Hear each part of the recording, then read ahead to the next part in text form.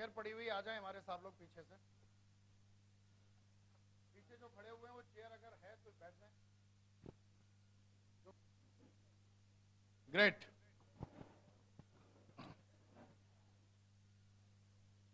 बहुत बढ़िया। बैठ जा भाई, बैठ जा, यहीं रहूंगा मैं।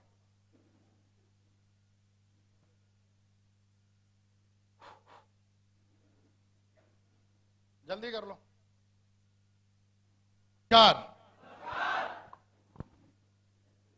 नमस्कार गोरखपुर।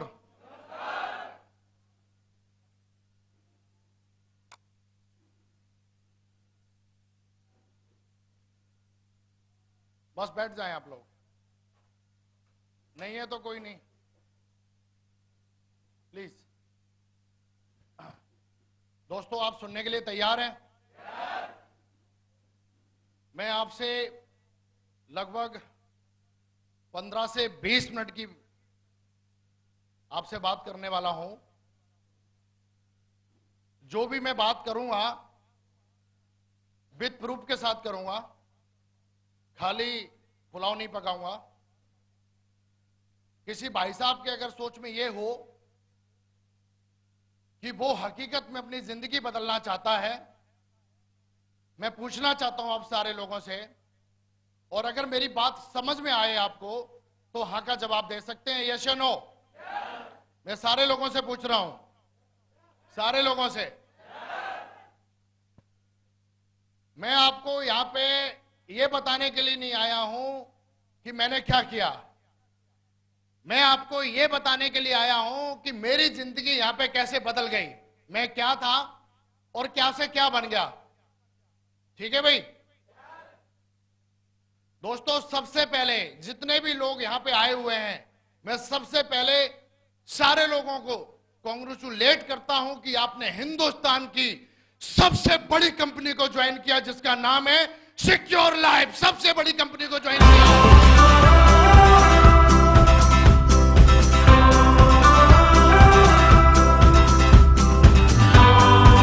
Thank you.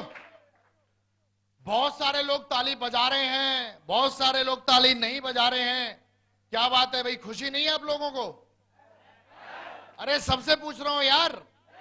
ये बात मैं इसलिए पूछ रहा हूं क्योंकि पहले ऐसे बोला जाता है कि पहले इंसानों के पूंछ होती थी। क्या होती थी? साइंस पढ़ी है? पहले इंसानों के पूंछ होती थी, लेकिन उन्होंने पूंछ का यूज नहीं किया, तो क्या हो गई? पूंछ जो है वो, अब हमें भगवान ने मुंह दे रखा है, हाथ दे रखे हैं, अगर हम इसका यूज नहीं करेंगे तो क्या होगी?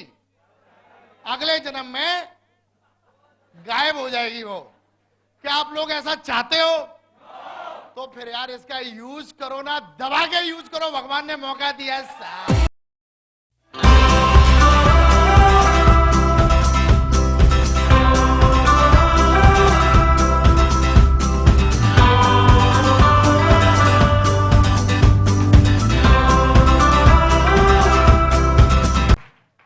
अब लग रहा है यार कि हम बैठे हुए हैं कहीं गोरखपुर में।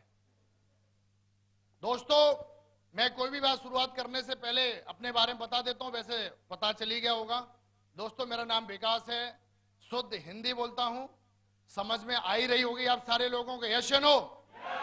दोस्तों, इस बिजनेस से पहले क्या था ज्यादा नहीं बताऊंगा, क्योंकि बहुत सारे हमारे ऑडियो वीडियो पड़े हुए हैं, आप सुन सकते हो, यूट्यूब पे भी हैं, आप उस पर भी सुन सकते हो, सीडी प्लेयर लेके भी सुन सकते हो, किताबें हैं बहुत सारी, उनमें मेरे बारे में पढ़ सकते हो।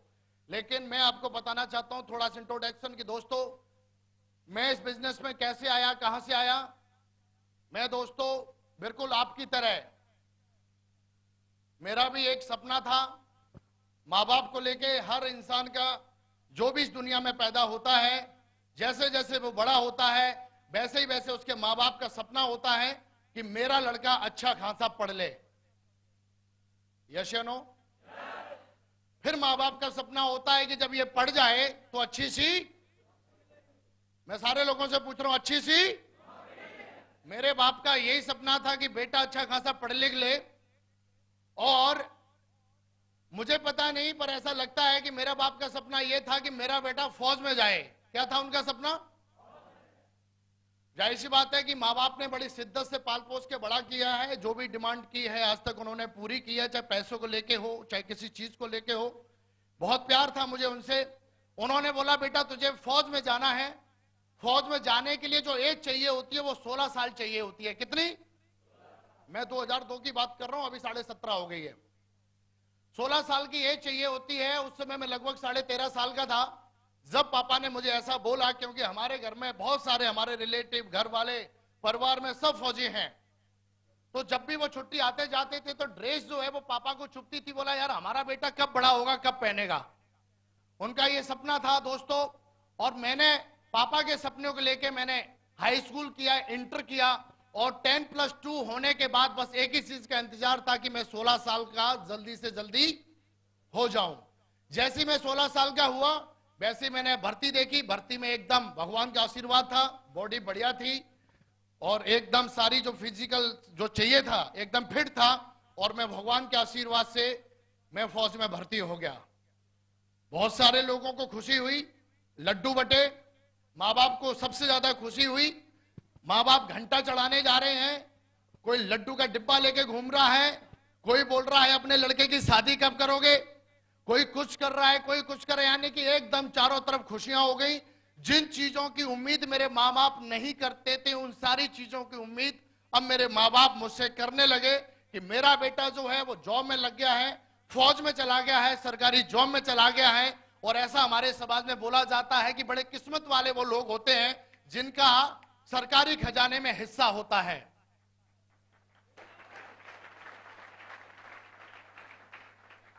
मेरा हिस्सा सरकारी खजाने में हो गया। साला 16 साल का लड़का 17 साल का तब तक हुआ, तब तक सारी ट्रेनिंग पूरी, वर्दी शरीर पे आ गई, हजार हजार के नोट जेब में आते थे, खर्चा करने में कोई प्रॉब्लम होती नहीं थी। लेकिन जैसे ही जॉब में जाने के बाद, सारी चीजें करने के बाद, वर्दी बदन में आने के बाद मुझे कहीं ना कहीं ऐसा लगने लगा यार 2-3 साल के बाद कि मेरी खुद की जिंदगी होनी चाहिए।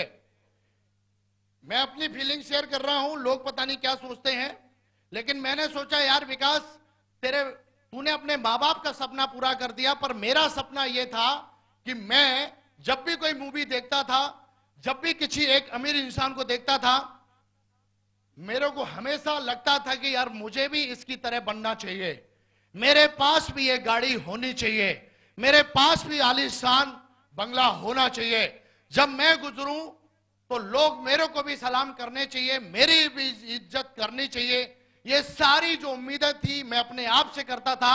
लेकिन जब मैंने फौज का रवैया देखा, बाकी जो मैंने और चीजें देखी, मैं बता देता हूं, फौज आज की डेट में एक ऐसी संस्था है जो हिंदुस्तान में सबसे ग्रेट और सबसे पावरफुल संस्था है फौज। क्योंकि मैं इसके बारे में बता देता हूं, क्योंकि सिविल में तो कोई भी घुस जाता है, लेकिन चलता होगा, पर गोरखपुर में नहीं चलता। आप हर जगह लोगों को ज्वाइन करा सकते हो, गोरखपुर में ज्वाइन नहीं करा सकते हो। क्या जो उन्होंने बोला वो सच था? अगर सच था तो आप लोग कहां से आ गए फिर? इसलिए जो बोला था वो झूठ था। और दोस्तों काम करना स्टार्ट किया इसी गोरखपुर में। 2 की टीम बनी, 3 की टीम बनी, बनती चली गई। ऐसे ही करते मैं मेहनत चला गया, इंडिया में जा जाके, हर जगह जा जाके, जहां भी मेरी एक एक की टीम थी, मेहनत करनी पड़ रही थी। क्योंकि मैं जानता था कि जो डॉक्टर बनता है उसको 50,000 रुपए की तनख्वाह लेने के लिए क्या क्या करना पड़ता है, जो इंजीनियर बनता है उसको 20,000 रुपए की तनख्वाह लेने के लिए क्या क्या करना पड़ता है, और कितने घंटे जाके उधर मे आई कम इन सर, हेलो सर करना पड़ता है। जो बंदा दुकान चलाता है वो मेरे को पता है कि 4 बजे खोलता है आके और रात के 11 बजे जाता है, तब जाके 10 से 20, 30,000, 40,000, 50,000, 60,000, 1 लाख रुपए कमा पाता है। मैं बोला यार मैं 1 करोड़ की बात कर रहा हूं, मेरे को मेहनत तो करनी पड़ेगी, पढ़ाई लिखाई तो करनी पड़ेगी, अपलाइन जैसा बोल रहा है एक्टिव, उसकी बात तो माननी पड़ेगी। क्योंकि 3 साल की जिंदगी अगर मैंने लगा दी तो यहां से मैं सफल हो जाऊंगा, ऐसा विश्वास था मुझे। करते चला गया, 100 की टीम, 200, 300, 400, 500 चेक आते गए, काम करता चला गया, चेक आते गए, कारवां बढ़ता चला गया, चेक आते गए, कारवां बढ़ता चला गया, प्लान दिखाते गया, करते गया, दिखाते गया। लोगों ने नकारा, बहुत नकारा, कोई फर्क नहीं पड़ता, कोई फर्क नहीं पड़ता लोग क्या कहते हैं, लेकिन मेरे ऊपर फर्क पड़ता था कि मैं क्या चाहता हूं। करता चला गया, करता चला गया। यहां से मैंने 1 लाख, 2 लाख, 3 लाख, 4 लाख, 5 लाख, 6 लाख, 10 लाख की छोड़ो बात यार, 50 लाख भी कमाया। 70 लाख भी कमाया और साला यहां से फिर 1 करोड़ भी कमाया। आज टोटल जो मेरी इनकम है 4.25 साल में इस कंपनी से 1.5 करोड़ रुपए यहां से कमाया।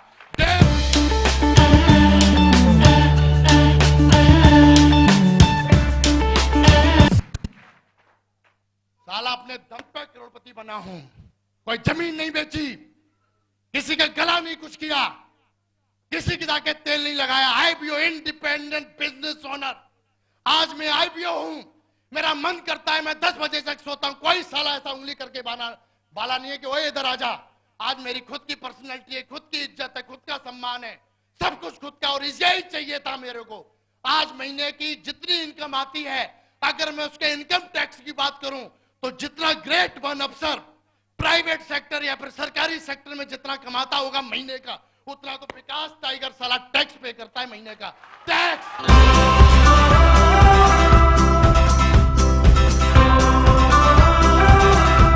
और अगर किसी को शक है कि कंपनी में साला 2 लाख हफ्ते के नहीं आते हैं तो उसको खुला चैलेंज है मेरा, सिक्योर लाइफ में अपनी आईडी डाल और स्टाम्प पेपर लेके आ, एक पे मैं साइन करता हूं, एक पे वो साइन करे, और उसके बाद 200 डीडी अपनी आईडी के लेफ्ट में डाल और 200 डीडी अपनी राइट में डाल, 200 सेल लेफ्ट में, 200 सेल राइट में। और अगर साला 2 लाख रुपए हफ्ते का चेक ना आए तो बात कर लेना, हमारी कंपनी 2 लाख रुपए हफ्ते का चेक देती है, देती है, देती। टीम आज एकदम हिंदुस्तान में गजब की जो है, वो कौन सी टीम है? कौन सी टीम है? टाइगर टीम का नारा है पूरा हिंदुस्तान। इसकी दम पे दोस्तों आज